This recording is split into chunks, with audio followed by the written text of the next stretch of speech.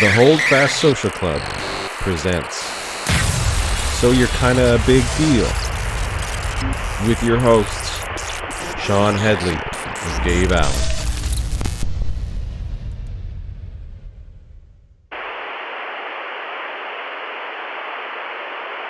Welcome to So You're Kinda a Big Deal, a weekly podcast deep diving into the lives of emerging and established tattoo artists. Listen in as we dig into origin stories, industry hot topics, and what it takes to survive in the world of tattooing. This is Tattoo Shop Talk. It's funny, it's crass, inspiring, and sometimes we get it right. Join your hosts Sean Headley and Dave Allen every week as we host a new guest.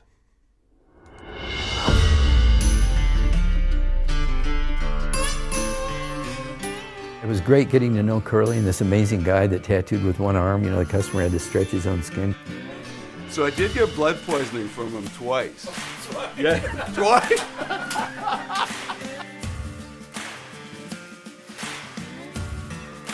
Ed Hardy brought this whole Japanese influence into American tattooing.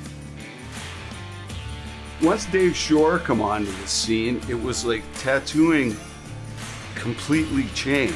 If anybody could say anything about greaseball Japanese, it's fucking Dave Shore. Salty, piratey, bikery, just hard not to do. Man, he'd pull in on his chopper with the tattoos and the girls, and I mean, he was just like so cool, man. He captured vulgarity and pleasure and insanity and recklessness. Tattooer in the 80s or 70s. Just not the same, you had to be a tough guy. I was scared shitless. Even though I was kind of a biker guy, these were bigger biker guys, you know? I'm not totally sure you could paint the picture accurately to somebody now getting into tattooing about what it was like then. And the only reason I would say or I feel that way, though, is because they might not believe you. We had the limo waiting for him with all the lines of blow lined up at the airport. This is the way we do it in Canada. In the 80s, 90s, Paul Jeffries was like the king of tattooing. It wasn't just in Canada. Like, am I supposed to stop tattooing? Because if this is what I'm supposed to aspire to, it's not gonna happen. Each one of these old masters influenced groups of tattooers who in turn influenced other groups of tattooers.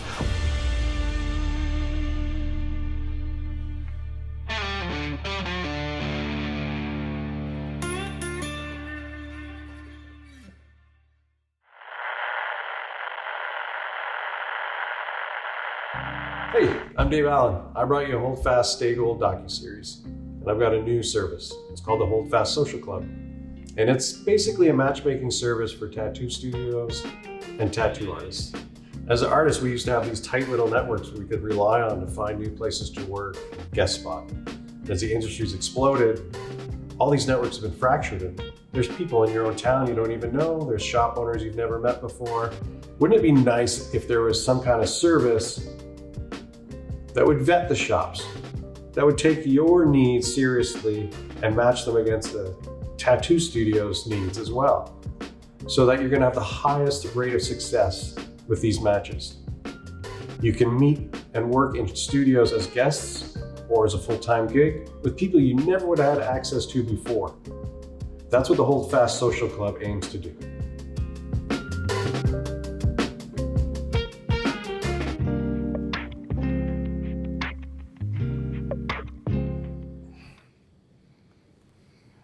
We're actually recording. This is a sound check for the podcast. Sound check. Sound check. Scat scatty boop boop.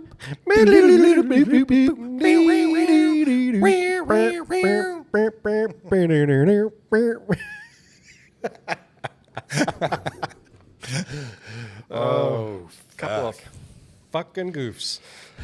What? We could be the CFGs instead of the BFGs. A couple of fucking goofs. Yeah.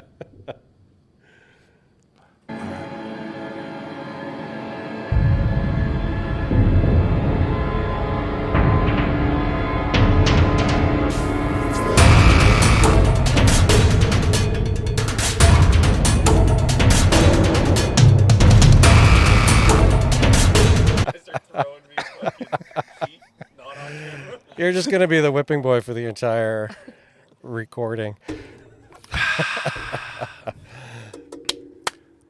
Is it recording? No, Is I'm that the I'm just lights? trying to hear the acoustics. Oh, I thought you had a clap on. No, okay. No, Hey. no, we're actually recording. Oh. We didn't get the good bits, but. Oh. You turned that on? Yeah, it's running. Yeah. Magic. It's been running since for about 10 minutes. I got some really good footage of Sean's butt crawling into the van. Yeah. Ooh. It didn't get smaller. Oh, well, it's got to match your ego. Oh, fuck. That's not Sean nice. and Dave show. Anyway, so welcome to So You're Kind of a Big Deal. Jess, tell us all about yourself. Jessica Wright from Edmonton. I don't know where I'm supposed to be looking. No, much we're going over on. here. Hi. Jessica Wright from Edmonton. I own Capital Tattoo. I've been in the city my whole life tattooing for 16 years. Oh, crazy. Yeah. Have you ever even left to do a guest spot? Yes. Oh, okay. I have to get out. It's Edmonton. So. Oh, yeah. Totally. You're not agoraphobic or anything? No. Okay. No. It's agoraphobic. Agoraphobic. Oh, that's it? You fucking Agoraphobic? retard. Agoraphobic? Every week. Well, hey, someone's got to be on the edge of keeping it together. You even did a spelling mistake again on the last episode. Did I? Yeah. Instead of at Third Son Tattoo, it's to Oh, perfect. Third Son Tattoo. Nice. So now you just got to keep it going because it's apparently an inside joke. I think so. You should call this one so your bag deal. Your bag over your head. I'm not a fucking English major. So you got your start in Edmonton. How did that all start? I dropped out of university. I was kind of trying Smart. Yeah, well, I was trying to follow in my dad's footsteps and realized that was incredibly hard to do. Well, what was he? My dad's a dentist. You want to be a dentist? Yeah, so Wow. I was in school at the University of Alberta for about 2 years. I did just general sciences and then realized it's really fucking hard to be a dentist. Tattooing's easy, though. Yeah. Well, no, like I when I dropped out, they're like, what are you going to do with your life? I'm like, I have no fucking idea. My mom was an oil painter growing up. And she's like, why? You always had a pencil in your hand. Why aren't you following me? You would have been better even doing arts in school. And I was like, what the fuck? Why didn't anyone tell me that? So started hanging out at actually Capital because I had friends getting tattooed here and I had nothing to do because I'm unemployed and sad. And came in here and it's kind of funny because I was watching them do what they were doing and I'm like, that can't be that hard. I can easily draw, right? These guys are fucked up. Like, I can easily... Yeah, this looks easy. And the piercer at the time, Mark Valley, he'd worked here forever and he kind of did like the management stuff. He kept turning me down for an apprenticeship because I just kept coming in. And he's like, well, my band's going on tour, so you can be the shop bitch and just come and do floors and toilets and all that stuff until I get back. So he was gone for, I think, like a month or two. And when he got back, I thought, like, that's a foot in the door. I'm good to go. I've been doing all of his job. And, yeah, no, he was like, get the fuck out. We're done. So I... Wow. Yeah, but I did what we tell people to do now, right? Just keep coming in. And so I showed up every day. And they were irritated with me, obviously, after, I think it was like 6 months. And then finally... they would start like fixing my drawings and like telling me what to do and how to do it better. And I don't think that there was ever really a conversation that was like, you're in, like this is an apprenticeship. But I kind of, figured it out when they put me on tubes and like taught me needles and all that kind of stuff. So Yeah, just sort of like sleuthed my way in there. That's dedication. Like, I had nothing else to do. No, but you don't see that from people today. Like, no. I might get an email and then I never hear from them again. Yeah. Like, there's a few odd ones that sort of, it's weird, right? Because I have people, when they come in, they'll email and then I won't respond. So they'll show up and I kind of tell them to do that because that's how I did it. You just keep showing up and then they do. And I'm like, oh, fuck. I didn't mean you, but like, it is good though. I mean, at least they get like a look at how to hear no and how it actually works. And then if it becomes too much and they've been here, like there was a girl recently that was coming in, I think like 3 times a week for about 3 months, but she still wasn't, and I don't have time to apprentice someone anyways. Yeah. And so I offered her a bunch of other shops that might be willing to, so she kind of just disappeared and went there, and she's in the game now. She's got an apprenticeship and stuff, So I can imagine you going into a tattoo shop every day is intimidating. It is for anybody when you're young. And people listening to this might think that, oh, she's just super confident and she could do that, but I couldn't. I'm sure it wasn't that way at all. It was, I think, right off the bat, because when I was doing that, I had like 2 dinky little tattoos. I wasn't like a tattooed teen or anything like that. I just, you know, wanted to be in the industry. And that's the thing is, before I even like dropped out of university and all that, I had this weird like fascination with tattooed girls anyways, because I would go to the gas station and see these magazines and there's these beautiful women on the covers, and I was always like, that's really cool. And I, like Damien was saying on your last podcast, the TV shows were sort of like just at the cusp of coming out, so it was something that was interesting to me. But it wasn't, I mean, it was a little intimidating at first because I don't know anyone, and I'm always awkward in situations where I don't know at least one person, which is good that I knew you doing this before I met you. But I don't know. I have 2 older brothers, and nothing really scares me. They kind of like put me through the gears when I was young to be a pretty open, confident person. Oh, that's good. Yeah. And I mean, that's the thing is, once you get to know someone, you see a different side of them too, right? Like the guys that were working here when I first started kind of showing up were veterans in the industry already. And so they were probably thinking, who's this young chick that doesn't have any tattoos? And I showed them, like, I'm fun to be around anyways. I'm cool as living, fun to be around. So, yeah, I mean, you got to put yourself in uncomfortable situations if you want to make it through that. So And what was that apprenticeship like? Well, like I said, the first couple of months were just me getting coffees and being called, hey, bitch, go do this. And it sucked. Like, there's multiple times, and I try to tell young people this too, is don't get discouraged, because they're not doing it and being rude to you to genuinely be rude to you. They're trying to make you have some thick skin. And that really did help. I've cried so many times during my apprenticeship when I came home. But the balance of that was that there was also times where I came home and I cannot even describe the cloud that I was sitting on because of like the cool things or the positive reinforcements that these people gave me. So it's give and take, right?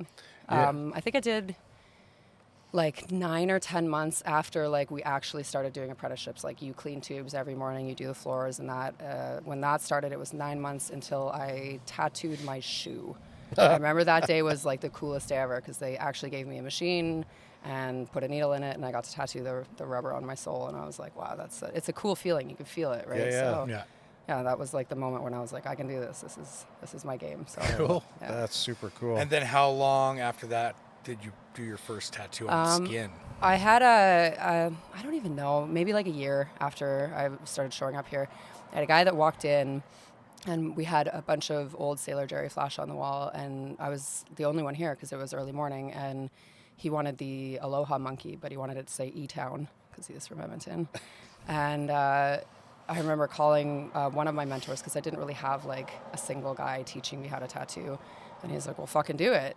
You're sitting around doing nothing. Like, you obviously know what you're doing at this point. And I had practiced on pigskin and myself, so it wasn't like I was totally green, but I was so nervous. Like, I was shaking, making the stencil and putting it on. And I kept telling this guy, like, I have not tattooed anyone. And he was totally fine with it. He was getting the Sailor Jerry monkey with E-Town for Yeah. the O for the ass. He doesn't care. He didn't care. True. He actually became a really good friend of mine because he continued to come back to me for all of those things. He got pretty much a whole suit of just like little flash pieces, and then the stars and the dots in between all of it. So yeah. Oh, I'd love to see pictures of that sleeve. Yeah. Not me. We all got them. Yeah. We'll find him. So if you're out there, if anyone knows this guy. It could be worse. You could be responsible for Avatar bodysuit. I would be stoked on that. I actually passed that guy on the highway the other really? day. Yeah. I noticed he got a lot of his stuff redone. Avatar bodysuit? Yeah. Fill me in. So there's a local guy. He's got an Avatar truck too. Yeah, he's got an That guy Avatar truck, fucks. an Avatar bodysuit.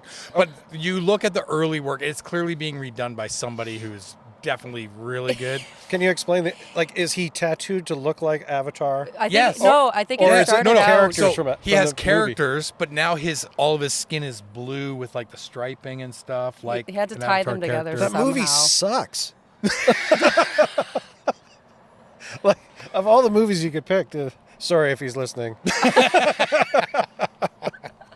I mean, I'm sure your bodysuit looks cool, but that fucking movie's Hey, horrible. we're talking about him, so he did something right. Totally. Yeah, right? Yeah. There's like 10 people that are listening. I would have got I would have rather have gotten a Fern Gully bodysuit. I haven't It's the seen same that. shit. It's the same movie, but funnier with Robin Williams as the Bat. Oh. You've never seen Fern Gully? No. You need to watch Fern Gully. Fuck. All right. Anyways, back to Jessica. Hey. Okay, so now you're actually tattooing. Yes. Trying to. Yes. Pretending to. Pretending to. Yeah. And did they, at that point now, after the Aloha Monkey, were you now a tattooer on the floor taking walk-ins, or were they still kind of holding you back? No one, that's the thing, is the shop has always sort of been like really low key.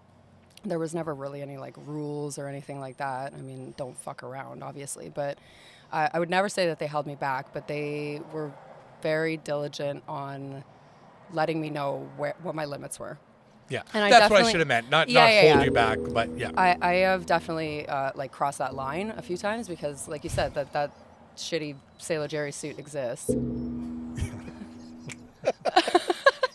It exists, but there's also things that I did that they probably could have told me not to. Sleeves and back pieces when I was in my first year. All of us. They could have told you, and you probably still would have done it. Exactly. We all did. Right. Yeah. So and it's kind of a scary thought to know that people are still, hopefully not. Maybe they got them lasered and covered, but still walking around with that. I mean, I've had people come back 2 years later with stuff, and they're like, "I still have this." I'm like, "Cool, put that away." It's crazy. Like a lot of like Doug Fink is still in the very same city he started in. A lot of people, you know, it's like that's kind of moved around. Not only are you in the same city, you're literally in the same building. Same shop. Yeah. 16 plus years later. Yeah. That's amazing. It's amazing. It's a little like that was a kind of a hurdle that I had to get over because it's a small industry, right? And a lot of people were like, well, you know, you've only worked in one place. And that is something that sort of makes us grow, is being around other people. So I did try to do a lot of conventions and meet people and be the social butterfly that I hate being, doing guest spots and stuff like that. I try to get a lot of people in my shop, not only for me, but for my staff to have like a different face in there that does different styles. And I mean, owning the shop is a different ballgame too, because I have staff turnover, right? I have so many people over the past 16 years who have come and worked for me and gone somewhere else that I've got to learn from. So, I mean, yeah, it's the same location, but it has changed drastically. Yeah, so 100%. It is nice. I do like you're saying, I like to get out of Edmonton though. Yeah. Yeah, I think moving around is really good for your career, but I don't think it's the end all be all either. Like staying in one place and working in your community and serving your clientele, your progression is going to be different than someone who's always moving and always starting at the bottom. Yep. You know, I think there's a lot to be said for that. Yeah. I moved around way too much after I left Sacred Heart. I think I did too. I was always the bottom. Always. Still is. Did you just look like directly into the camera? When No, you but said it? No, I think he looked right in my eyes. Right in Dave's eyes. This is why I stay in the van and not at Sean's house.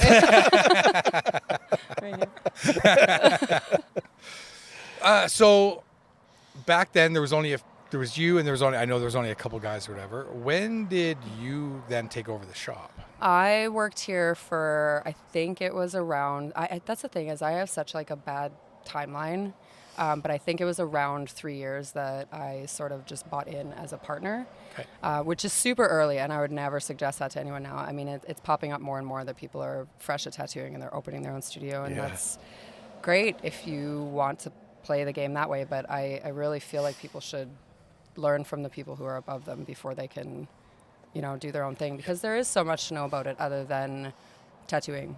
Absolutely. Right? Taxes and bedside manner and like just people skills you learn from veterans of tattooing. So. I think even the ego trip of owning a shop, you know, can put you in a position where you close yourself off from learning anymore because now I'm the top dog. Yep. Yeah, mentorship is huge. And like right now, my studio, I have kind of a nice mix because I have a lot of people that have been tattooing for a really long time. Like one of my guys is 20 years deep, and some of them have only been tattooing for 2 years. So it's a nice mix. I'm still learning things off of the people who are 2 years in, though. Yeah. And whether that's like how to make a fucking reel, which I still don't know, or, you know, just like they introduced me to their friends at tattoo shows, which I would have never been able to interact with because I'm, again, socially awkward. But yeah, totally.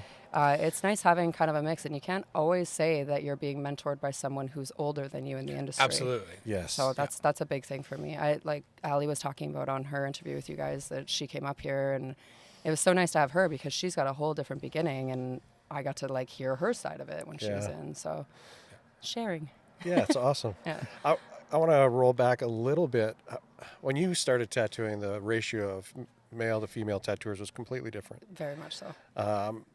What was that like coming into the industry? Like, there must have been hurdles, or must have been some kind of challenge and some kind of advantage too, because you come from a different perspective, right? Like, yeah, I wouldn't necessarily say that it was a hurdle at all, honestly. Awesome. Yeah, I feel like I almost had a one-up because I worked with a bunch of dudes, and they had a bunch of dude clients, and every once in a while there'd be a chick that would come in, but a lot of them wanted to get tattooed by me. Young blonde girl, right? Like, and so it worked out really well in my favor to be able to like get clientele that way. I also, I've always had the mindset, even when I was younger before tattooing, that I don't really give a fuck who you are, whether you're male or female or anything in between. It doesn't really matter. So, I mean, I did me when I came in. Nice. And I wanted to work. I just did what I had to do, and it made it a little easier, honestly, when social media came out, and you know, I could like, and I still do, promote myself and my work sort of hand in hand. I mean, you guys are both gorgeous, but post more selfies. No, people don't need that, especially from this guy. No, I get it. Like, it's just, you know, attractive people, period, have a leg up when it comes to self-promotion and marketing. And stuff like that, absolutely. Right? That's in every market, every field, genre, everything. There is sort of a weird thing too. Like, there was a meme going around a few years ago, and I know a lot of people talk about this, that you know, she's only popular because she posts her tits, or she's, you know, posting modeling photos of herself. And while that can be true, I was told once by someone that other people's success will never affect your own. So what someone else is doing to promote themselves 100%. doesn't make you any better or worse of a tattooer. Like, you need to stop concerning yourself with how other people are marketing themselves, right? So and there's a million ways to engage followers. Like, it doesn't need to be just that. It can be, you know, as a guy or some other person, you find another way to engage your followers. You know, for sure. Whatever works Make for you. Make a podcast. Save our careers, maybe. Get tattooed, please. No, that's, I think the only, it's just perception, right? Yeah. Like, everybody's going to have somebody might have a perception of you because of a post that you do of how you look or whatever, but it's like, well, if you want to smash that, just come to the fucking shop and see you crushing tattoos all day. Absolutely. I've had people say that to me so many times too, that they meet me in person and they're like, "You're not anything like what you display online." I'm like, "Oh no, that's a highlight reel. That's me being nobody like, is get tattooed by me." Yeah, like exactly. Yeah, nobody is. Yeah, I think people are like wishing that you're a certain thing or want to be like you or whoever they're admiring, right? And they're never that person. I got morning breath. Like, everybody's the fucking same.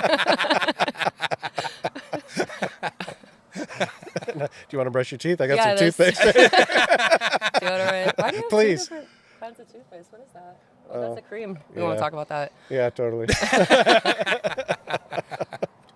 All right, reeling it back. All right. So you buy into the shop. Bought into it, yeah. So you bought into it, and then... It was when I bought into it, because Steve Batt originally owned Capital. I think he started Capital in Edmonton years ago. Good luck finding out who that guy is. Yeah. Yeah. Good luck. Stop asking me where he is. Yeah. I don't know. So he had sold it to a friend who wasn't involved in tattooing at all. So the guys that I was working with and learned from didn't have any part in the shop other than working here. So... I mean, I guess the best way to put it is he was a questionable guy that owned the studio, and I bought in with him, and he sort of just like dipped out and moved to Vegas. I think he followed a Playboy model down there. Wild. Yeah, so I was doing my other half of running the shop, and it was turning into something, and it was really, really strange to me that, you know, once a month I would have one of his buddies come in and just like take a bag of money from like the cut that the artists are paying. And I was like, this sucks because I'm putting so much work into it and he's not even here. So it was almost like he was a silent partner, but not really. Yeah. An overpaid silent partner. Yeah, pretty much. So at that point I was kind of like, well, I want I would like to buy the rest of it. And he he didn't really have a choice because he was in a little bit of hot water up in Canada. So yeah, as soon as I made it my own thing, I sort of changed the way things were. As you know, I renovated a few times over because I can't ever decide on one thing. Yeah. Opened it up a little bit more so it was a bigger shop and made it more of like, it's weird because I still call it my shop, but made it more of a studio than a shop. Yeah, it's right? beautiful. Thank you. Yeah, it's deceiving from the outside. Yeah, very much. It looks like a rub and tug. Well, you got that tiny little tattoo shop sign, and then you go in and it's like, whoa. Yeah, don't ever change that sign. Well, like when you came in, I was kind of showing you some of the nostalgia. There are things that, like the tattoo shop sign, I would love to change to sort of have a nicer facade, but I like the history of it. I have the old front desk. I have an old door that was painted by Steve Batt, and like these are just certain things about it that I won't ever get rid of. So. Yeah, totally. Yeah. Was it always called Capital? It was actually Capital Q Tattoo for the longest time. What was the Q for? I don't know if it was a joke, but he told me it stood for quality. Oh. So maybe it was Capital Quality Tattoos. Quality with a capital Q. Yeah. Nice. Yeah. That's a long name. Sweet. It's not even actually Capital Tattoo anymore. It's just like a numbered company, but it doesn't matter. Capital The public Tattoo. doesn't know that. Yeah. No, now they do. Shit, right? Like, yeah. No. Oh man. Cool. Yeah, the shop has changed a lot since that I hung out here for sure, and of course all in positive ways and stuff like that. Thank you. Yeah. I just totally lost track of thought. Really? Reeling it back again. Reeling it back. I think you just like saying that. How was the convention for you? Exhausting. Yeah? Yeah, I don't know. It's a convention. I'm sort of overdoing them, to be honest with you. But I feel like it's one of those things. I don't like the word FOMO, but if I don't do them, I'm going to feel like... the only reason I like doing them, honestly, isn't even the tattooing or like the competitions or anything. I just like seeing my friends. You know, you can just... Says the person that is tattooing all day and winning all the awards. Yeah. Those awards don't really mean anything, though. It's just... I tell my staff that, too, because, like I said, a lot of them are younger. And you have a whole wall full of awards. I do. They are cool, though. Floor to ceiling. Cool. They're cool. There's actually... one of the guys that used to work for me, Adrian Kalin, makes those trophies because Steve used to do the skate decks, which were cool. And then he did, I think, a year of plaques. And I mean, I don't really know the plaque. So I introduced Adrian to him, and Adrian is an insanely talented sculptor. And so he hand paints those and everything. And every year that he would make one, I'm like, I don't even want to compete anymore. But I want one of those trophies. No. And I would tell him, like, just make me an extra one and, like, give it. And he's like, you have to fucking win it. So, yeah, I do like having them because it's a cool piece of hardware. But, I mean, they don't mean much. For my younger artists, I think it is important for them to put things into shows. I think for your clients... It's for your clients too. Lot, it's nice to showcase your work too that you have been working on for however long, and for your client to feel like confident that you have told them like this. I want to show this off. Yeah. Totally. Yeah. So shout out to Adrian. Actually, he made Steve Moore's Sasquatch. He did. Yes. Oh no shit. Yeah. Oh fuck. That was a trade for his leg sleeve. Yeah. That was a cool suit. Yeah. He spent hours like hand punching the hair on that thing. I remember the first time I walked in here and I saw the Predator that he had sitting in that chair, and I was like, what the fuck is that? Oh, did you guys buy this from a movie set? It was like, oh no, Adrian made it. This is Halloween costume. Wild. Fuck that guy. Yeah.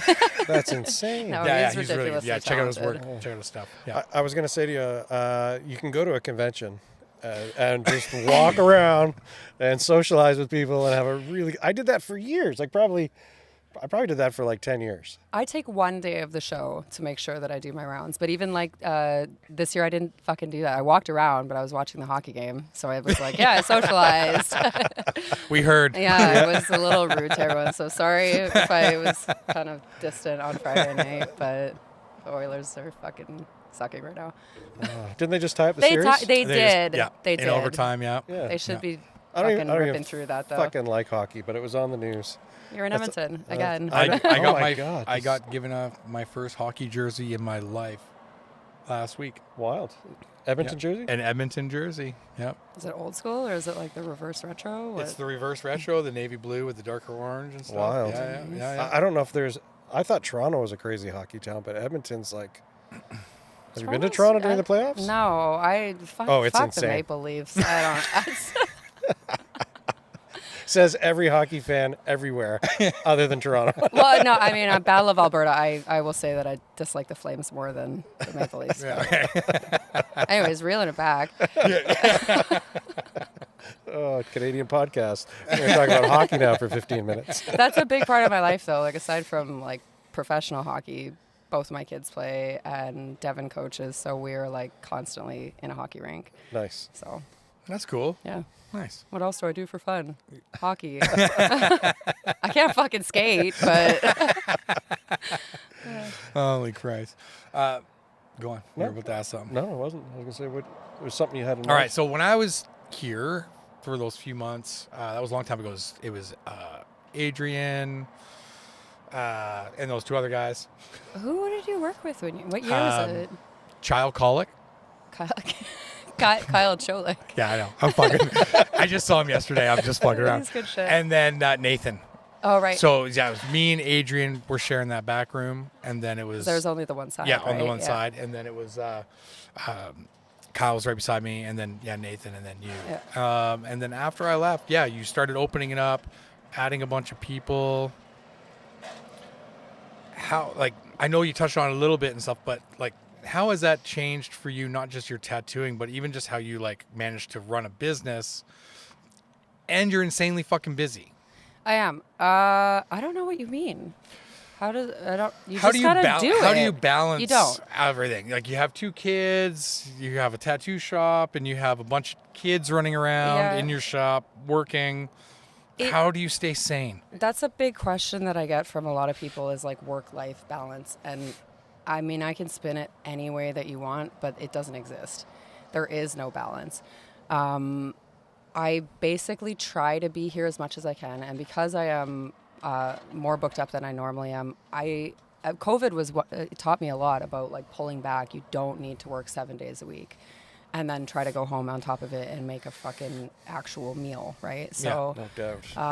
I'm very lucky with the help that I have in terms of my kids, with my parents and my ex-husband and all of that. So I can focus on the shop a little bit more, but my business plan for the studio was always that it would run itself. And it does. My artists are subcontractors, so they take care of their own bookings and their own posts and everything like that. And if they're not doing it, it doesn't really affect me anyways, because I can always just run the shop on my own with my own tattoos. So some people don't like doing that when they come and work for me, but it is what it I is. just wasn't good at it. I was already an old guy. I was already really old at that point. And I was also new to a city that, you know, like, I was working in Red Deer for 2 years. And it is hard. All of a sudden I'm in Edmonton and nobody knows who the fuck I am. Nobody cares who I am. Like, there's other good tattooers and stuff. And my style of tattooing wasn't even, like, back then, like, even just 10 years ago, not even many people were getting traditional tattoos, let alone Japanese style stuff. That was really minimal. It was lots of illustrative. Yeah. Edmonton's always had its own kind of style too. Like, I remember going back to, I don't even want to mention the artist that worked at Dragon Effects, but there was like a whole... that midget. There was... it shall not be named.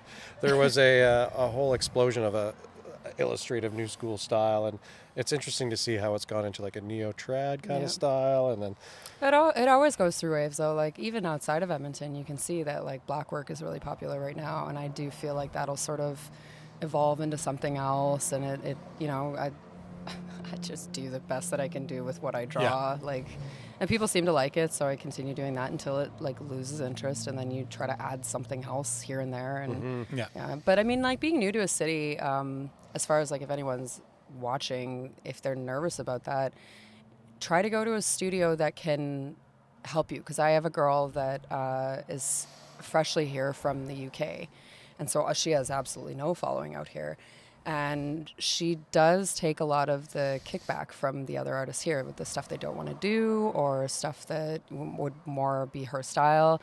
And you can see, like, after 6 months of doing the shit tribal and the stars and stuff, which she has no problem taking on, it turns into better and better clients, right? Absolutely. So, Absolutely. Yeah, go to a new city and just go to a busy studio and do the dirt work. I think that's it, is a busy studio, right? There's always work in a busy studio, but You go to a new city and work in a private studio or semi-private studio, you're gonna you're not. Well, gonna you do better be really, really good at self-promotion if that's the case. Totally. Yeah. Be at the bar every night, getting drunk and handing out business cards. Well, that's a crazy thing. I know a lot of people have talked about that on your podcast. I remember when people complain about having to make posts, I'm like, I used to have to go to Tim Hortons every morning and give them cards and tell them, like, come get tattooed and sell myself that way. So Every time I'd move to a new city, I'd find a bar/restaurant, and I would sit at that fucking bar every day, and I would try to convince the bartender to get tattooed. Because I knew if the bartender got tattooed,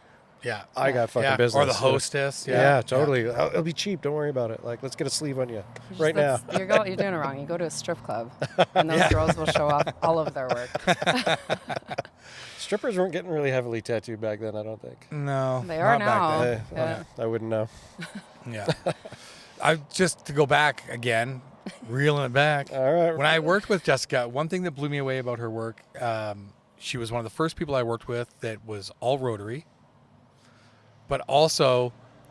Was I rotary? You're rotary. Not only were you fucking rotary, but she didn't use any voltage meters or anything. Yeah. And I was just because I didn't know the fuck I was doing. And I was just like, I don't understand what's happening right now. How are you doing this right now? And it's like, we're gonna show pictures of your work. Of course, people go check out her shit, but like the smoothest fucking black work. Smooth and black like butter. Yeah. Yes. And just like plug in and go, and just I'm like. I don't know. I was taught on coils, so I started tattooing coils, and I had that little, I don't even know what it is, the 250 Icons 250 EMS was that? Yeah, the EMS, it didn't have a fucking display on it anyways. So you touch the needle bar, and you feel how hard it's hitting, and then, and that's a lot of trial and error. Like I get asked that all the time, like, how do you do your black and gray? And something I learned from a lot of the people that I got tattooed by is it's not the tools that these people are using, because everyone wants to know if I'm using bug pins or what brand of ink or what machine am I using. And I mean, I can scream good guy until the cows come home, but help, I'm being abducted. Someone just walked by. It was just like sick face tattoos. Yeah, totally. Welcome to Capilano. No, it's not so much about the tools that you're using. It's about like technically what you're doing. So I don't know. It's trial and error, and like doing a lot of black and gray tattoos early in my career that weren't smooth at all. And me looking at them, and I'm neurotic. I am such a perfectionist that when I see wizard dust, it drives me nuts. So I would go in and like go in between every little spot to like clean it up. Yeah. I was also taught to do color tattoos before black and gray, and I don't know if that was like a on purpose thing that they figured it would make black and gray easier for me, because I hear from a lot of color artists that they find black and gray so hard to do, and I don't. Like, it's the easiest thing, and color packing for me is incredibly hard. So. I'm the opposite. Black and grays were always like a mystery. Yeah. Like, I swear, this is what you're supposed to do. But yeah, like just the like tonal changes and stuff in black and gray. I'm like, sorry, this is going to be very two-dimensional. It's so easy. I mean, like, that's the thing. It's. I also was talking about this with Christy. I did the convention with her last weekend, and I carry 4 inks with me when I go to conventions. That's my gray wash series, and that's it. Like, I saw that, and I was like, I'm going to try those. Yeah. And I know it won't help. Which ones are you using? I use Empire right now, not the... I think they have like a whiteout series where it's almost like an opaque gray. Okay. But yeah, I just use like the straight up gray wash. I've been looking into trying raw though, because I've heard really good things about it. Maybe you can answer this question for me. I don't understand why gray wash costs as much as it does. Like, is it not like... Also don't know that. Like, isn't it not like mostly water and a little bit of other stuff? And the expensive part, it's the because pigment it says tattoo on the bottle. Here's your 8 ounces of black, $40. Here's your 8 ounces of 20% black, $40. Yeah. I know. I don't... Sweet. And then, like I said, when I was early on in my career, I just made my own gray washes, right? You just literally have to have black and mix it down. Yeah. So maybe that's my problem. Everything's your just problem. Buy one thing. Yeah. When you switched coil to rotary or direct drives or whatever, was it a big transition, or was it just kind of one of those things where it was just like... Shading was easier. Really? Shading was way easier on a rotary. Lining, I I don't use coils anymore. I have a graveyard of coil machines in my room. Nothing lines like a coil. Like I mean, the pen that I'm using right now is fantastic for it, but I feel like if I picked up a coil again, I'd be like, right. What are you using? The Good Pen. Oh, okay. Yeah, I like it. Yeah, I've heard really good things. And you really like the Cheyenne for lining. Yeah, the one I have, it's a 4 mil stroke. I'd like to try the 5 mil, but then I just heard somebody talking about how if you go with a shorter stroke length, it's way better for black and gray. And I'm like, oh, do I need to get 2 fucking pens now? Like, I've been so stoked that I just had 1 machine. Now I gotta have 2. I could make fun of you like I made fun of the guy the other day where I was like, why does he have 2 pens set up? But that's probably why. Cartridges can just change. I asked someone that at the show, and he said one was a 3.5 and one was a 4. I don't really notice. I mean, you can still like dial it down so it's not hanging out as far. Yeah, anyway, what this guy was talking about was the stroke length affects how much force it hits with. I don't. Yeah, I was like, I want to break the skin. I think I want to do some damage. Again, it doesn't really matter what I tattoo with. I've only ever used 2 pens, so I used the Sol Nova. That was my first one, and going from rotaries to pen, I thought was going to be relearning how to tattoo completely. And I'm always behind the game. Like, I only got an iPad maybe 2 years ago. I only got a pen recently, and I sort of just wait for everyone else to do it, and I'm like, no, I'm going to stick with old school ways. Yeah, totally. And then you try it, and you're like, oh, fuck, of course this is easier. Like, cartridges? What the hell? Why didn't we come out this sooner? I just ordered tracing paper on Amazon. I'm going back to, I'm going to go start bombing by hand again. Dude, I have like 6 rolls that I don't know what to do with. Oh, I'll fucking buy it off you. I don't have them, yeah. I was going to say, I would go back to tracing paper, but I just never stopped. I bought an iPad. It's great for Netflix and Pornhub. You know what? You can bigger screen. You can do your thumbnails on Procreate, and then print those off, and then I do that sometimes. I'll do that for one-shot stuff. I've tried drawing sleeves, and then I print them off, and my composition is just I don't understand. I don't get it. I'll put a tracing in. I'll draw to the tracing like I would on paper, print it out to the size, and it's like. Yeah, all composition is just gone. Huh. I can't. Yeah, I when I got my back piece done, Teresa actually drew like 6 different thumbnails, all of which were dope. And she's like, pick one, and then I'll like finish it. I can't draw thumbnails. Like, I don't know what it is. My brain just can't like compose something that way. A lot of what I do though too is like super symmetrical, and like I don't know. The way that I draw is like really clean right off the start. I mean, the shapes are, sort of basic, but doing it small just doesn't really work for me. Mine are chaos. It's just absolute, like, caveman. Get rid of that one, get rid of that one. It's like basically luck. Kind of like, wow, it actually looks like I'm trying after a half hour. All right. So we're just going to jump all over the place here because we're jumping forward and backwards. But so you've never had an apprentice yourself?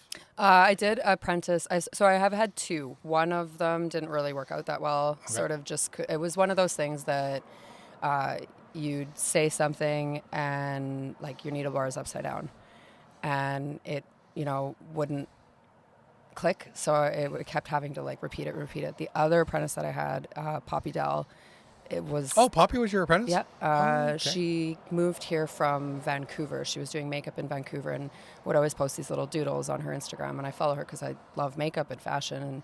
And she was posting these things. And I reached out to her and said, like, hey, you're actually, like, you have a lot of potential. You should come and meet me in Edmonton. And she did. She flew out here and we had, like, a little interview. I think that she was sort of, like, on the edge of looking to tattoo.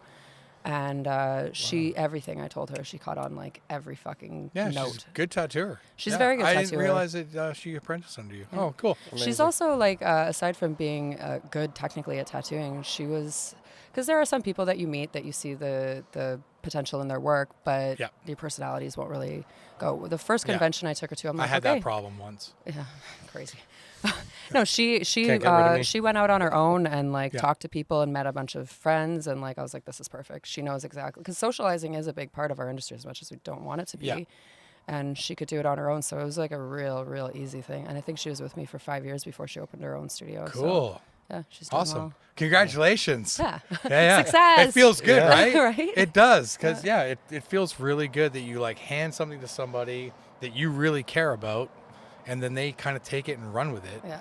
And they don't shit on it or drop the ball or whatever. It's like, yeah, that's really cool. And she has like, a mass respect for this industry too, which is huge, right? You want to teach people that it's not just like, here's how to tattoo and here's how to be a good person. It's here's something that I'm giving you that was given to me. So yeah, she's doing really well. Awesome. If only apprentices understood that you are giving them something. I know?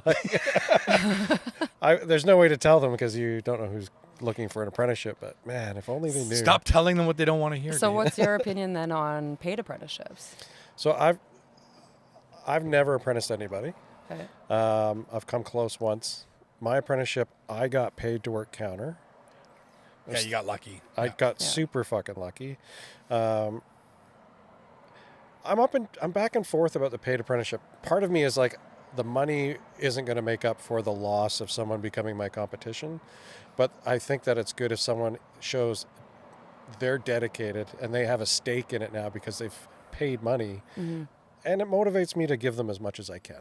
I feel like I would be, I don't know, if someone paid me as much, I would just be like, sweet, okay, I got however much in my pocket, and now like just go ahead. Well, I think I think the problem in the industry is there's a lot of sketchy people out there taking money for apprenticeships for that reason alone. For sure. And it's that's a problem, like the right? tattoo classes and stuff like that too. Oh, right? yeah. So, we have a couple of those in Edmonton now. Yeah, schools. Yeah. Well, you can just learn on Instagram now. Yeah. Well, honestly, YouTube, I would 100% rather somebody do that. Yeah. And then come to my shop and look for a job rather than be like, I gave this idiot a bunch of fucking money. Can I work here? It's like, no. Yeah. I don't think I'll ever apprentice anybody. I don't think I'll ever do it again. Like I was saying earlier, I don't necessarily have the time, and even if I did make the time for it, I've done it once and it was good, and I'm good with that. I got a markup right now, so yes, take the win. Ahead. Yeah. Do you notice a difference between mentoring an existing artist to an I apprentice? love it. Yeah, I do love it. It is nice because you do get appreciation from them because they can see their growth. I find that apprentices don't necessarily see it until they're like in as like a junior artist or whatever. Junior artist is a weird thing for me. You're just a tattoo artist. Yeah. I'm a junior artist. It's like, shut up. Do you tattoo? Okay. It's like a junior whopper. You're still shit. Yeah. Do you charge money? Well, then you're a tattoo artist. Yeah. You're not a good tattoo artist. They probably still charge the same as But a you're just senior artist. I know, it's crazy. Yeah. Some people out here less than a year. Well, and they're he like is a 100 senior artist. Literally. He's a senior citizen. God damn you kids. Pretty sure you qualify for seniors discount at Shoppers Drug Mart. Dude, I got seniors coffee from McDonald's last month. Oh my God. It was sweet. A moment I saved for a round $1. of applause. So, you bought in, took over, started ruling the world with the shop, had people start coming in. When did you start kind of like leaving Edmonton to travel, guest spots at conventions, etc.? What was your first convention? First convention, I think was it was Edmonton. So I did an Edmonton show before I started going outside. And that was my first show I actually won an award at. So I was like, wow, this is kind of fucking cool. Like I should keep doing this, but like expand my circle a little bit. And I think the first major one outside of the province was Toronto with Icon, because I was sponsored by Icon at the time. So went there, and that was when it was in the like hotel basement. I don't even know which hotel it was. Yeah, I remember that. It was a brown hotel. It's just like there was like an elevator down the whole middle that's so of the racist. convention. Not that we get it. Toronto's multicultural. Relax. It was in a brown hotel in the basement. And it was cool because that was the first time that I was like, actually, I think that's the first time I'd ever traveled solo in my life. So I was really nervous about it. And I realized how great headphones are. I don't even think I listened to anything. I just was like, I'm off. I'm signing off. Don't talk to me. But yeah, I had to go and meet people because I was like, I got to go for dinner. Where the fuck do I go? I guess I should ask this person or that person. And yeah, Toronto's one of my favorite cities. I would never live there, but I love working there. It's a great You city. hate it. I love it. We're both from there, but I fucking miss it like crazy. Still. It's a big city, and that's a thing. It's a cool too, city. is I like, don't like it. I like all the little communities around it too, like going to Mississauga or going to Aurora. Or Mississauga. Like well, that's where Hollywood is. Hollywood's in Mississauga, so I guessed it at a shop a lot. Okay, but that town, I mean. Oh no, it's a shithole. There's a good restaurant called It's Goodfellas not a shithole. There's nothing to do there. Yeah, that's what Toronto's next door. But no, I think I've done like Toronto. I'm going to Vancouver next month. Montreal, I've never actually tattooed in. Really? But no, I go there a lot and just visit. Like I've gone to Imago and visited them, and my friend JF has a shop out there. So I have tattooed at JF's shop. But like literally it's like, hey, I'm here to guest spot, so I'm going to do like 3 hours of tattooing and then I'm out. Yeah, I don't ever really work hard when I go on guest spots. Yeah. Show up. Yeah. And have you done any Europe, international stuff? I did Czech Republic a few years ago, which was a crazy show. It wasn't really well organized and no one really spoke English. So I was like, hey, I need paper towel. And the guy would be like, yeah. And then like wouldn't come back. They were taking the garbage out without gloves on. And like, cool. I think they unplugged our power because the show was over at 6. Like there was no... So like they're screaming at us in Czech and I'm like, I don't know what to tell you. Like I need to do this. So that was a weird one. That's the only show that I've ever done overseas though. Okay. And I don't know. Yeah, I don't think I've ever tattooed. I tattooed in Virginia when I went to get tattooed by Teresa. I was trying to tattoo in Oregon when I got tattooed by Jeff, but like it never. You're a fucking bag of shit after you get tattooed, honestly. Yeah, especially like most of the ones I've done have been like back-to-back days on shitty spots. So yeah, bring my gear and then like regret it.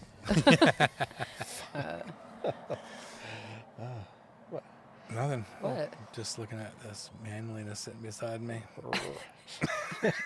Nobody can even see you. That's good. They don't need to see me. No, they can see him. It's on the wide angle. Ah, damn it. Yeah, that's the only way to fit him in the picture.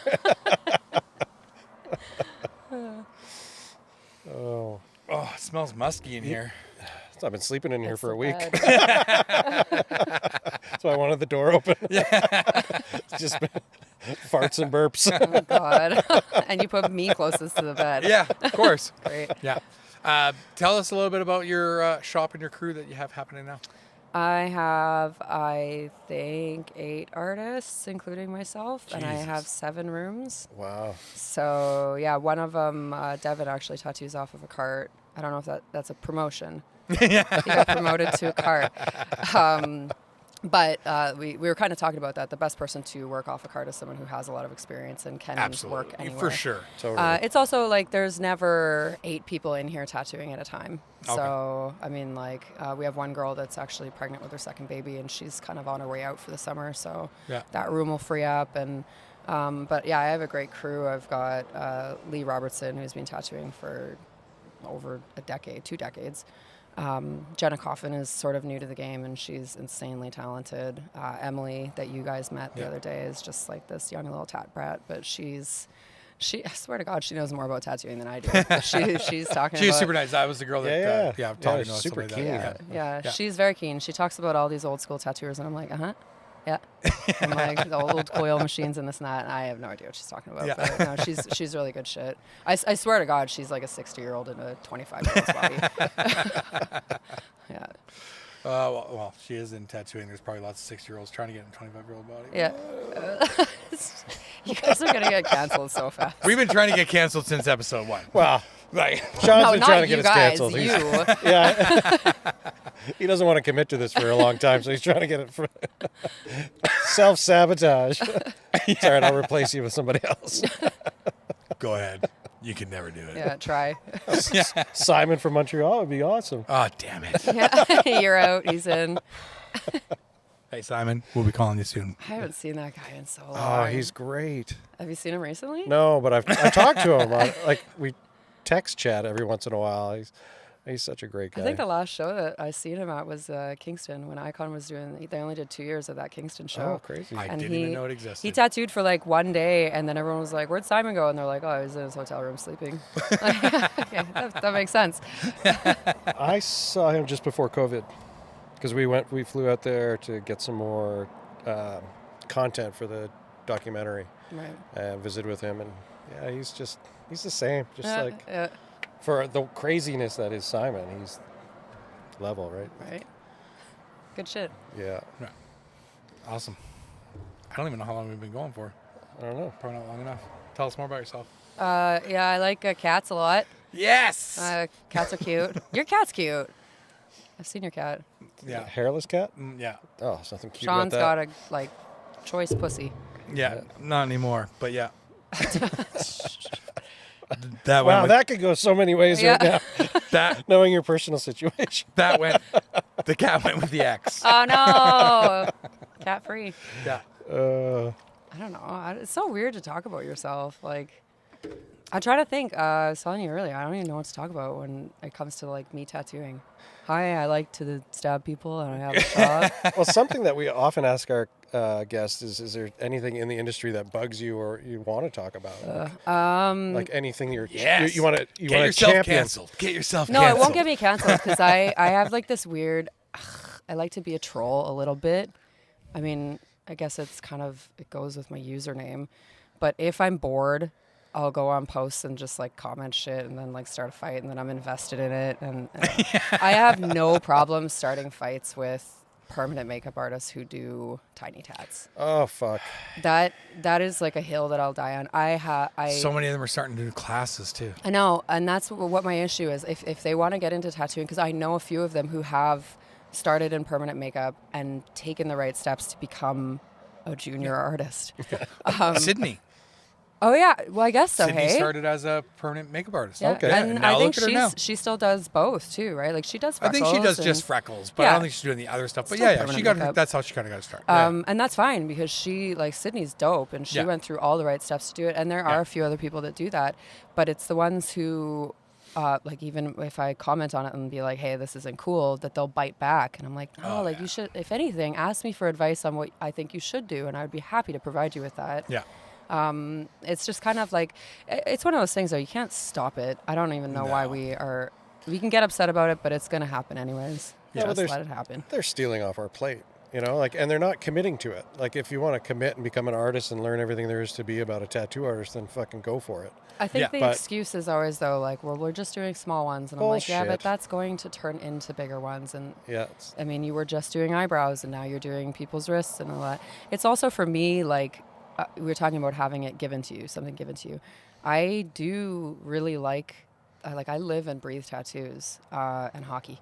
It's a culture though. Like if you don't like the culture of tattooing and like where it came from and view it as like before you tattoo someone, this is something that we're going to do that is sacred. As much as we might be listening to fucking, I don't even know on the speakers, it's something that we need. Like I always light a candle and like make sure they're comfortable. And especially with the type of tattoos that I do, I have a lot of women that come in here that are very uncomfortable before they get tattooed. And you sort of have to like, take it for what it is, bring them down. And I don't really think that a lot of people are being taught that nowadays, especially if they're just getting into it through permanent makeup. But if your attitude is they're just little tattoos, is like you're not taking it seriously, like it's which 100%. is it's unfair to your client. Yeah, I mean it helps with us. I mean we got cover-ups coming, but yeah, it's still lame though. It is because it's a negative tattoo thing. Yeah, it's a negative tattoo that will ripple through and stuff like that. And then if they fuck anything up, also it's gonna reflect the whole tattoo industry because they're tattoos, right? Oh, people definitely have come in here and they're jaded from a previous experience they've had, and that might not necessarily be permanent makeup artists. No. Oh yeah, but of course. It sucks because you almost have to be like, you're okay. This is going to be fine, and this is how your experience should go, right? Like that is one part of my job that I really like. I'm very, very good with my clients, and like Damien was saying, I make friends with them very easily, and most of my clients that I tattoo are repeat for years and years and years because they think we're like this, right? Like they're comfortable with me, and my portfolio has a lot of hearts covering the areas that shouldn't be on the internet, and it gets easier and easier the more you do it to have like if someone's really quiet and they come in and get tattooed as a client, I have pointed questions that I give them. Like, what's the most recent movie you've seen? Are you married? How many kids do you have? And all those things. And as much as they are pointed questions, it is really cool to get to know people that way, right? So I love that part of the job. You never know when you're tattooing somebody, especially quiet ones. Those often are the ones that have done the most crazy shit. Yeah. And you're just Oh, like, totally. what? Like, It's a weird experience for me when my client is quiet and doesn't want to talk. I actually had someone recently, because I will talk all day while I'm working. Even if they're not responding, I'll just talk to myself. And I had this girl, she has a back piece from me, and she was getting a sleeve, and she's just really, really shy and really quiet. And I was talking. And she was like, can you shut up? And I was like, no. And I did for like an hour, and then I kept trying to like put something in there and keep talking to her, and she wasn't having any of it. That's so strange. You should say, no, but you can bring headphones. Yeah. Do something else. I'm surprised nobody's ever told me to shut up over the years. Clint and I had a guy tell us to shut up. Oh, really? Well, I was tattooing him. He was like, yeah, can you guys stop talking? And Clint and I got real silent and looked at each other, and we're like, No. No. I get it though. Like everybody needs to be in their like comfort zone, right? 100%, right? I try and tell the guys at the shop too. It's like, hey man, read the room. Read the room. If there's a couple older people getting tattooed, why the fuck are you playing death metal? Totally. Yeah. Right? Yeah. And I don't even want to listen to death metal while I'm tattooing. Like I don't want to listen to anything overly like It depends on the stimulating, you know? day. It depends on the day when I'm tattooing, but it's like, yeah, read the room. Totally. When I started working here, actually, it was pretty much all like metal and fucking Frank Zappa. Oh, he listens to Frank Zappa. Yeah, it was really bad. And then the longer I was here, they finally gave me there, because I listened to a lot of hip hop. They're like, you can have Tuesdays, and I was like, it's fucking hip hop Tuesdays, yes. So that was like the one day a week that I got to listen to my own music. But they didn't really care about who was in here, right? Yeah. So. Yeah, you put on like music based on your client. Absolutely. You talk about Not certain always, things. but yeah. Yeah, you try to. Sacred Heart, we had the 6 CD changer. Oh my God. It would be like that was Harry the Connick Jr., Aretha Franklin, a heavy drum and bass, like no effects or like and clutch. That is quite the mix, yeah. It would because each artist got to pick a CD, Right. Right, and then it just hit random. Oh my God. So it would go from something like mellow to not mellow. That's worse than just all heavy. Totally. Yeah. Totally. Fuck. That was so fun. Back in the day. Well, because there would be a passive-aggressive war where people were picking shit to piss off the other guy who has different that's the musical other thing taste. too. I wasn't picking stuff because I wanted to listen to it. I was picking it because I knew they didn't want to hear it. Do you even really like we have a few speakers through the shop, and we'll just play like a random shuffle. I don't even listen to it anymore. I'll have my client be like, I love this song, and I'm like, what? Oh, right, we're listening to tune it out. Bieber. I've gotten good tuning shit out. Yeah. Other than I'm underneath the speaker now, but I'm pretty good at tuning it out for sure. Yeah. I said I talk through it all. Even when I'm getting tattooed, I got tattooed by Gogway, and that was like a huge thing for me. And he's really, really quiet right off the get-go. Oh, really? And I just like kept poking and being myself, obviously, and telling him jokes. And by the end of the session, he was like, "This is awesome." And I'm like, "Well, I can't be in my own head with my own thoughts, especially when I'm getting Didn't tattooed." he do your torso? He did my chest so far, and he's starting to clean up my neck a bit, but he So you're just like laying there having him like smash your front of your torso and just blah blah blah blah blah. Yeah. Yeah. I would have been like Percocet is crazy good though. I'd be absolutely. All right, makes sense now. Do you crush them up and rub them into the tattoo? Yeah. Yeah. Like how many times have you been asked throughout the years, has you ever had drugs in your ink? Have you ever been asked that before? Oh no, a lot of people don't know that though. I've told people that. I have never put drugs in my ink. Yeah, no. But no, it's like why that would I was share like those with you? Yeah, it's expensive. That's what I've always thought. Like Yeah. I've heard of people doing that. It's kind of like the whole new like, oh, kids are gonna get like edibles in their Halloween bag. It's like nobody's sharing their edibles with your kids. Calm down. No. It does make sense though, as far as like a numbing agent goes. But I just Yeah. I've never really. I mean, I've only had one tattoo that I thought was like excruciatingly painful, and that is like Really? a given. It was the bottom of my feet. I'm puking. Yeah. Oh. But the rest of them were tolerable. Like There's no need to tattoo the bottom of your feet. I know. No one. You see it at the Who beach. did the bottom of that's your it. feet? Mike Kenny. Oh my god. Yeah, he's ruthless too. And they look the same as what they did the fucking day he did them. Everyone's always saying, "Well, it's gonna fall out." And It's like those ones that Ryan Gagne did on Carbon Black from Parksville. They're still 3 years later. it was brutal though. I bet. Yeah. Like no. I don't think they wear out. I think they just maybe don't take in the beginning. Like Bruce from I've got one there too. Yeah. Bruce has got one on his hand from in Toronto back in the day, like probably done in the 70s or 60s. And when I worked with him, it looked like it had just been done. I mean, it was shit, but it looked like it wasn't wearing off. I think you do have to be experienced with that though, because I suck at it. I had my palms done. Straight up. One of them held better than the other. Corey, right? Corey Ferguson Yeah. did both. Yeah. I think like 4 years apart though. And I've definitely been like, yeah, okay, again, I can do that. That doesn't look that hard. And I've done them on clients, and they come back, and it just looks like they've got like fucking pepper on their hands. Yeah. It doesn't stay at all. So I have learned my lesson in that I am not a palm or soul tattooer at all. I had a long-time client beg me to tattoo his hand, and I was like, no, I won't do it. I won't do it. Won't do it. And this went on for every appointment. He was like, come on, please tattoo my hand. I'm like, no, and you're going to fucking hate it anyway. Yeah. It's horrible. Finally did it. And I think I was like 30 seconds into it. And I look at him like, how you doing? He's like, this is the worst thing in the world. Yeah. I was like, I fucking told you. Like, my feet, though, they got a lot of recognition because when I posted it, I'm stoked on them, obviously. And it's a really cool design. So I posted it. And as a joke, I tagged Foot Fetish Nation. Hey, no free feet. Well, man, the amount of like fucking emails I got that said like, I love your soul. And I was like, oh, you mean? Oh, no, right, creeps. Okay, so Yeah. It got me a couple followers. Sell that shit. Mhm. I have a friend on Instagram who does jujitsu, and every single picture, she is very mindful of cropping her feet. Really? Yeah, because she's got like 70,000 plus She probably followers. got some sexy feet.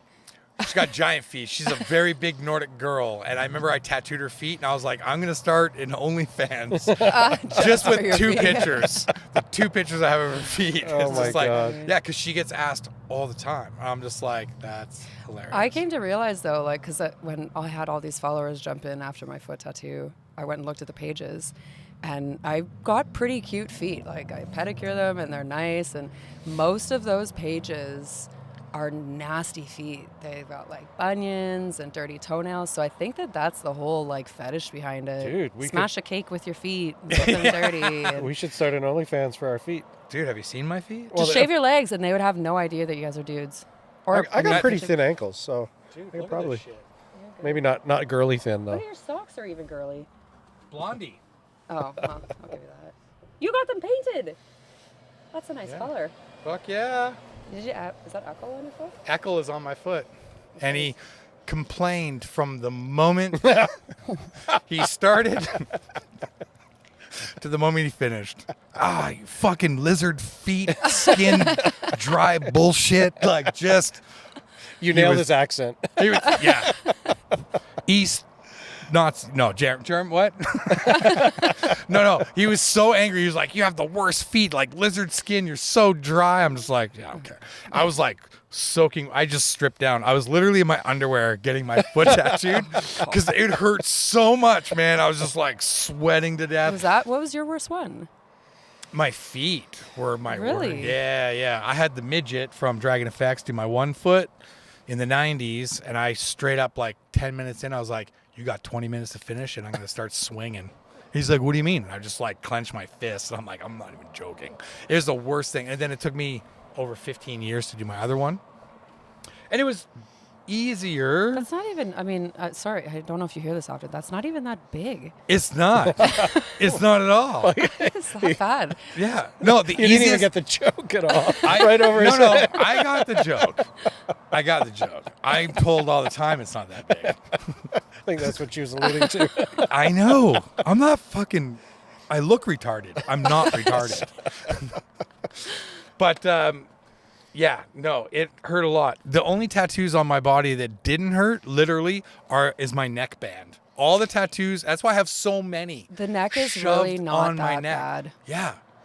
I've had spots on my neck that were bad, but in total, everyone thinks that's the worst one. I think it's because it makes us look Well, the tough. throat even is easier than the sides. The worst part about getting the throat done, it was just how I had to lay and swallow. And strangling yourself. Yeah, right? Choking yourself out. Yeah, and shaving with Michael's bullshit. Oh, fuck. Just those shave it single. before. I was in Vancouver visiting, and I show up, and he's like, I need to shave you. I didn't really have much stubble. Then he gives me one of those bullshit Wilkinson single blade razors. The ones we use on everybody. I don't use those. And then I'm nice. I buy surgical razors with 2 blades. High roller. Twice as nice. And yeah, so it was just like, oh, bad. But then again, the tattoo itself was super easy. It was just uncomfortable. No. Yeah, he's pretty light-handed. Yeah, it's a bunch of fucking dots. Yeah. Like, whatever. Yeah. Meh, No. meh, meh. Dave, what's your worst one? My sternum. Yeah. Yeah. That's most people. You had a horrible person do it, though. That's so painful. Yeah, like it. Oh, fuck. Just the way he tattooed, I Feel was just your like, soul leave your body. I'm never going to tattoo this way. Like, it's just like, holy fuck. Just yeah. I had someone ask me that because James did my armpits. After he finished my sleeve, he did my armpits in Winnipeg, and we did both of them in one sitting. And I mean, they weren't even really my armpits. They're kind of like my side boob and my rib, but it was like a relatively big piece. That sounds like it would be painful. It was pretty bad. We finished the first one, and I remember him saying, do you want to do the other side? And I was like, well, no, but I mean, I flew here and I'm high right now, so let's do it. And as soon as he started the second one, I was like, oh, this was a fucking horrible mistake. But I had someone say that he is fast and painful. Would you rather have someone fast and painful tattooing you or slow and you can't really feel it as much? Who was it? James? James Tex, yeah. I didn't find him heavy at all. He's probably one of the heavier ones that's tattooed me, but he's so efficient, right? He's fast. And He tattooed the inside of my thigh, and I thought it was piece of cake. Oh, crazy. Yeah. I don't even know. Yeah, he's probably the heaviest one that's tattooed me. I was enjoying it. It's because you had James Tex pretty close to your junk. You were not thinking about your tattoo. Somebody said I did have a smile on my face. That was the only tattoo after my armpits that I puked after. Really? It was a weird thing. So we were at the Winnipeg show, Rich's show, and he finished both of them, taped me up, and I sort of like left the booth, and I was like, I really need to get something to eat. So I ate something, and then went upstairs. They had that like artist lounge. And I was like, fuck, I really need to sleep. So I like passed out and I was sleeping on the couch and there's no one up there.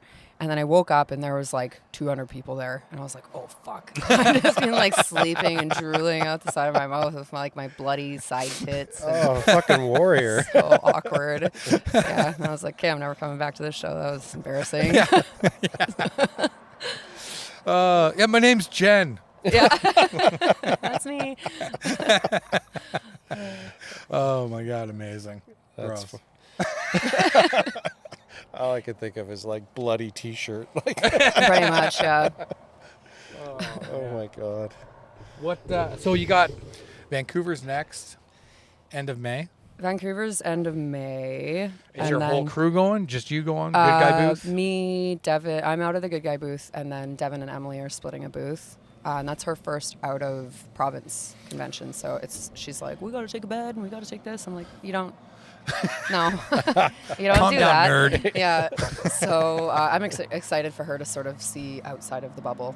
Yeah. And then I think that I'm going to try to attend Toronto because we have sort of family out there and friends out there, but I don't necessarily want to tattoo at Nick's again, right now anyways.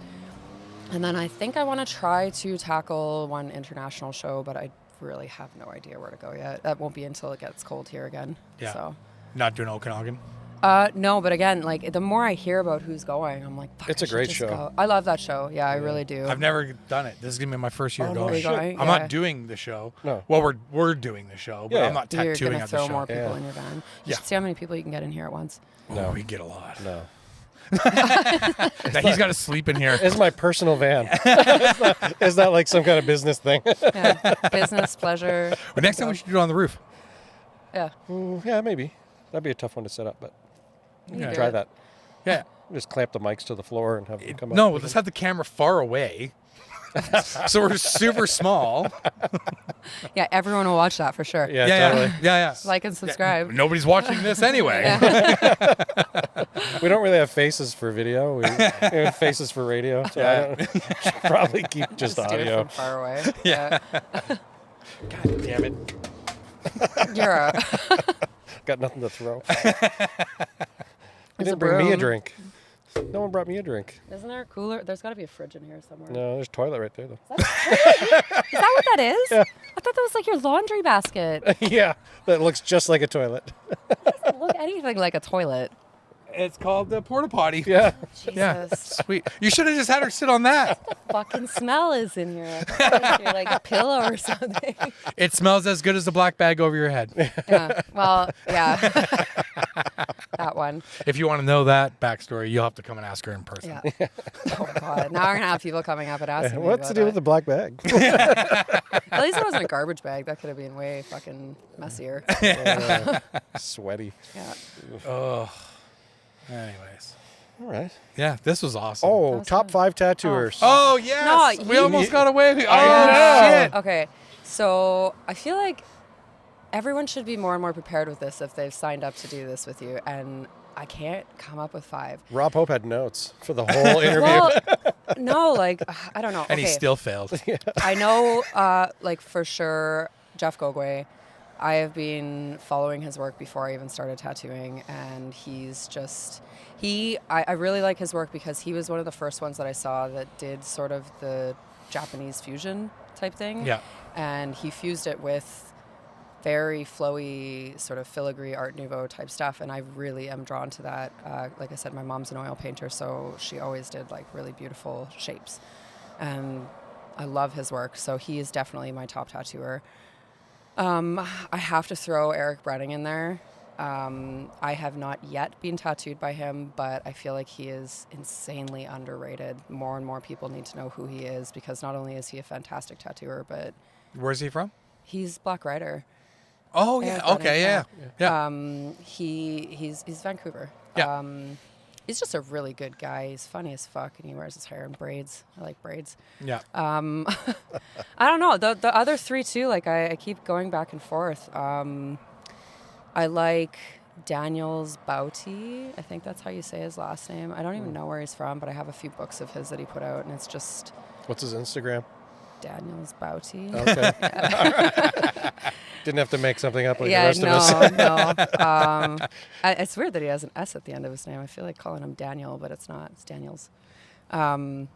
His books are really beautifully put together. Like there's sketches in them. There's fully rendered, and his fully rendered stuff is also very simplistic. So I try every time I do a tattoo design. I try to like overcomplicate it with details, and it looks great, but then sometimes I do have to go back to the drawing board and be like, you need to dumb this down a bit because longevity, right? Yeah. So yeah, his stuff is very, very blocked in. That's good.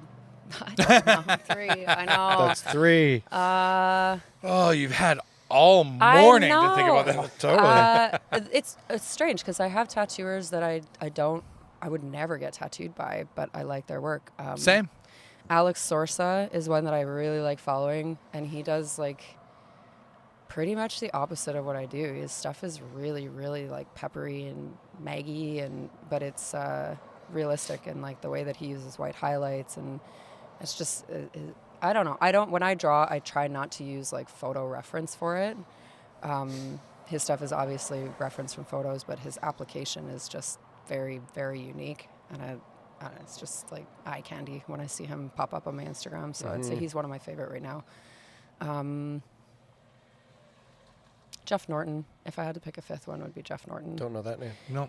Jeff Norton, somewhere in the States. Again, I don't know where any of these people are from until I decide that I'm going to go collect We from talked about them. that earlier, right? Like Yeah. that's like just Instagram. It's like I don't know who the fuck these people are. A I know lot who of- their work is. Yeah, and Yeah. I've had people say that about me too. They're like, Yeah. "You're from fucking Edmonton?" I'm like, "Yes." I promote that pretty well too. But Edmonton's full of fantastic tattooers, and not a lot of people know they're even here. But Jeff Norton's his page is really, really nice to watch because he posts a lot of reels that show his drawing from. I like seeing the drawing from start to finish, and it's crazy to me that he'll put a photo of a hand in there and then draw it right beside it. Like he doesn't even need to trace over the hand. He'll draw it and like tweak the fingers and like move it around. And he does massive pieces, and they're all they're similar. Like everything that I follow looks like it's inspired from Gogwe. Gogwe is definitely my number 1 though. Yeah. And I got a piece from him, so Nice. yeah. Yeah.